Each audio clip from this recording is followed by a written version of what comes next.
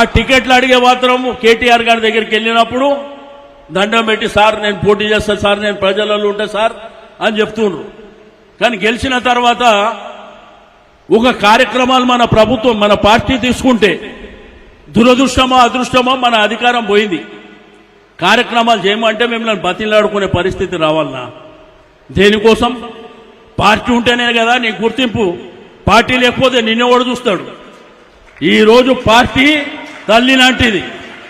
ఎవరైనా గుర్తుంచుకోండి, పార్టీ లేకపోతే ఎవరు లేరు. Party supreme. పార్టీ జెండా కిందనే మనం ఉంటాం. బస్తీలో గిడ పోయి నేను బీఆర్ఎస్ పార్టీ అంటేనే వాడు నిన్ను గుర్తుపడతాడు తప్ప నిన్ను తీసేసిన తర్వాత నీ దగ్గర కూడా ఎవడు రాడు. అది గుర్తుంచుకోవాలని చెప్పి నేను ఈ సందర్భంగా తెలియజేస్తా ఉన్నాను. ప్రజలలో పనిచేయండి, కానీ మన కార్యకర్తల్ని నాయకులని జాగ్రత్తగా చూసుకోండి. మనం ఈ కార్యకర్తలకు ఏం పెట్టి పోషిస్తున్నాం? రోజు వాళ్ళకి అన్నం పెడుతున్నామా? లేదు కదా. కానీ పార్టీ కార్యక్రమానికి ఆటోలో రమ్మంటే ఆటోలో వచ్చిర్రు, బస్సులో రమ్మంటే బస్సులో వచ్చిర్రు, మోటార్ సైకిల్ మీద రమ్మంటే మోటార్ సైకిల్ మీద వచ్చిర్రు. ఎందుకు? కేసీఆర్ గారు అంటే వాళ్ళందరికీ అభిమానం కాబట్టి. తెలంగాణ ఉద్యమాన్ని స్థాపించిన జాతిపిత కేసీఆర్ గారి మీద ఉన్న అభిమానంతో కార్యకర్తలందరూ పార్టీ కోసం మీరు క్యాండిడేట్ అయినప్పటికీ మీరు ఇష్టం ఉన్నా లేకపోయినా పార్టీ గులాబీ కండువా క్యాండిడేట్ కాబట్టి నీ కోసం పోరాటం చేస్తున్నటువంటి విషయాన్ని గుర్తుంచుకోవాలి. ఈసారి నేను కేటీఆర్ గారి రిక్వెస్ట్ చేస్తున్న వేదిక ద్వారా ఎవరి రికమెండేషన్లు కాదు, ఓపెన్ కాంపిటీషన్. ఎవరు ప్రజల్లో ఉంటే వాళ్ళకే టికెట్లు. ఆ కార్యక్రమానికి మీరు శ్రీకారం చుట్టండి.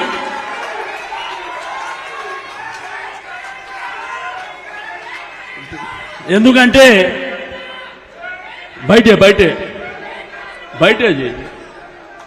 అట్లుంటే పార్టీ నాయకునికి, ఇక్కడ ఉన్న శాసనసభ్యునికి, ఇక్కడ ఉన్నటువంటి నాయకత్వానికి బాండింగ్ ఉంటుంది.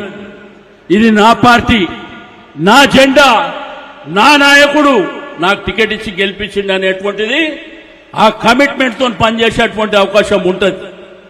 అంతేగాని ఆయారాం గాయారాంలతో పెట్టుకుంటే మనకు ఇబ్బందికరమైనటువంటి పరిస్థితులు వస్తాయి.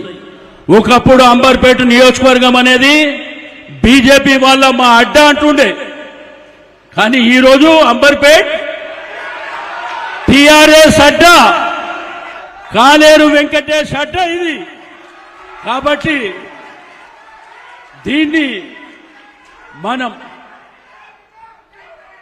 మనం కాపాడుకోవాల్సినటువంటి అవసరం ఉన్నది. ఈ ప్రభుత్వాలు వస్తుంటాయి పోతుంటాయి, మాట్లాడేటోడు గట్టిగా మాట్లాడతాడు. మరి ఈ ముఖ్యమంత్రి కూడా మాట్లాడుతుండు. కనీసం మాట్లాడాలంటే మనలాగా ఆ పర్సనాలిటీ కూడా ఉండాలి కదా. ఇప్పుడు పోలీసు రాజ్యం పెట్టి నడిపిస్తామంటే మనం చూడలేదా? ఎన్ని చూసినాం. కేసీఆర్ గారు పెట్టిన ఉద్యమంలో ఎన్ని లాఠీ దెబ్బలు తిన్నారు మీరంతా, ఎన్నిసార్లు జైల్లోకి పోయినరు.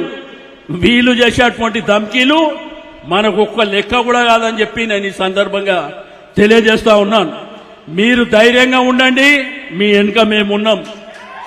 దేనికైనా కానీ తల ఎత్తి నిలబడడమే మనకు తెలుసు తప్ప తల దించుకొని ఎవరికి భయపడవలసినటువంటి అవసరం బీఆర్ఎస్ పార్టీ కార్యకర్తకు లేదు అని చెప్పి నేను ఈ సందర్భంగా తెలియజేస్తా ఉన్నాను.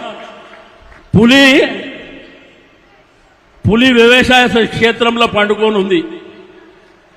మన పెద్ద పులి ఏడమడుకుంది.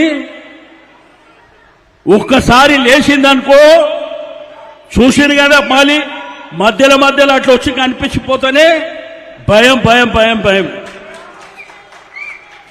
కాబట్టి కేసీఆర్ గారి చరిత్ర, కేసీఆర్ గారి పర్సనాలిటీ, కేసీఆర్ గారికి ఉన్న విజ్ఞానం, కేసీఆర్ గారికి ఈ తెలంగాణ భూభాగంలో ఉన్నటువంటి ఆలోచన విధానం ఎవరికన్నా ఉందా ఈ రాష్ట్రంలో? లేదు. కానీ చిన్నోడు, పొడుగోడు, పొట్టోడు, పెద్దోడు ప్రతి ఒక్కడు మాట్లాడబడుతుంది. ఏది పడితే అది మాట్లాడుతున్నారు. నేను అడుగుతున్నా, మీ విషయాలు పక్కన పెట్టండి. మీరిచ్చిన 6 గ్యారెంటీలు ఏమైనాయి? మీరు ప్రజల్ని నమ్మించి మోసం చేసి ఓటేసినటువంటి 6 గ్యారెంటీలు ఏమైనాయి? ఈ రోజు ఒట్లు కొననిక కూడా గతి లేదు. గోనె సంచులు ఇచ్చే గన్ని